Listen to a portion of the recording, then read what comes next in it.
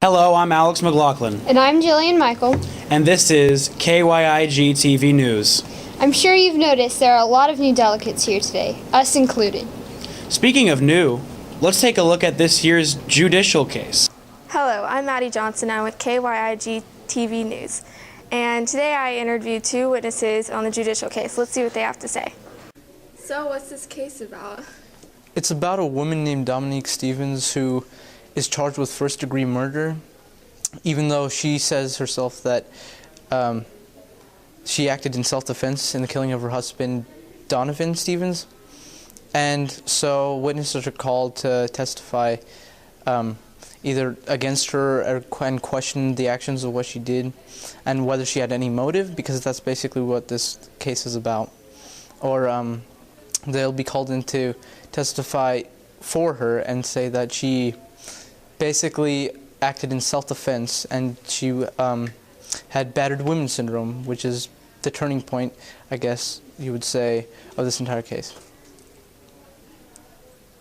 Basically, it's about a woman, Dominique Stevens, who was abused by her husband. She ended up killing him, and the case is about whether it's premeditated or if she had battered woman syndrome. Basically, battered woman syndrome is if she was so scared and helpless that she couldn't get away. Some people are on her side, and some people are against, like your sister, who said that she could get away. Which way do you think this case is going to go? I think that it should go that she had battered woman syndrome. She describes awful conditions by her husband, and I think it'll be awful being the other witnesses, because I have to basically say that it's okay to be beaten, and I don't think it's okay to be beaten at all. That is not okay in a marriage. Thank you to those judicial delegates for letting me interview them. Back to the desk. Youth in government is constantly changing, although we still hold a lot of its tradition close to our hearts. Now let's go to a special report on the Woolers. Today I interviewed Bella and Alex Wooler about the Wooler dynasty. Let's see what they had to say.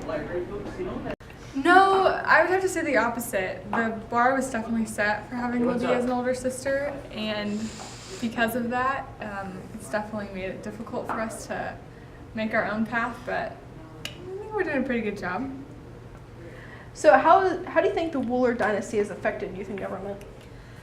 Between the three of us, we have about 8 or so years under our belt, and I think we've just tried to leave a legacy of respect, of dignity, of fun, and just sisterly love. The fact that the three of us can come together and love something so much and fight over it and love each other over it, it's just the legacy I think we wanted to leave.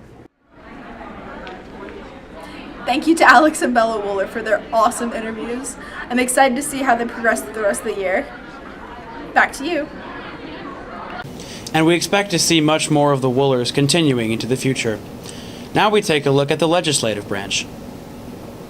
Hi, I'm Deidre with KYIGTV News. Earlier I interviewed two delegates with bill number 38. Mainly I'm for it because if the United States feels it's right to send soldiers away to foreign fields when they're 18, I feel like at that point they're mature enough to be able to drink. And on the other side of it, high school kids, no matter what the age, are still going to be able to get alcohol, even if it's legal or not. So I am against this bill because the brain is not fully developed until the age of 25. So I feel that if we have 18-year-olds that are able to have alcohol in their system, that's not going to help with their brain. There's a lot of different opinions on this bill and whether it will pass or not, but we'll just have to see. Wow, there are some debatable bills this year. Yes, indeed. So Jillian, what's your spirit animal? I would have to go with a flamingo. What about you, Alex? You know, staying along that bird theme, I think I'd have to say a dodo bird. Okay, well, let's see what your spirit animal is. My favorite spirit animal would probably be a cat because they don't like getting up in the mornings early. My spirit animal is a jaguar because it's quick to think and it has many actions and it's probably one of the most awesome, so I just think I should be like a jaguar. Well, my spirit animal is the polar bear because they struggle a lot, but they work hard and catch the seal, just like I do. I'd have to say my spirit animal is the giraffe, because they're really wise animals, and they always stand tall and keep their head high, and I believe that's a moral we can all live by. Say my spirit animal is Bigfoot, because I know he exists. I would say that my spirit animal is definitely a cat, because they're quick thinkers, they're independent, and they basically do what they want. I guess there is an animal in all of us. On another note, it's been a great Northern District Conference. We've had a chance to debate our bills, try our cases, do our stories, and most of all, have a great time with our friends. I'm Jillian Michael. And I'm Alex McLaughlin. And this has been KYG TV News. See you at State.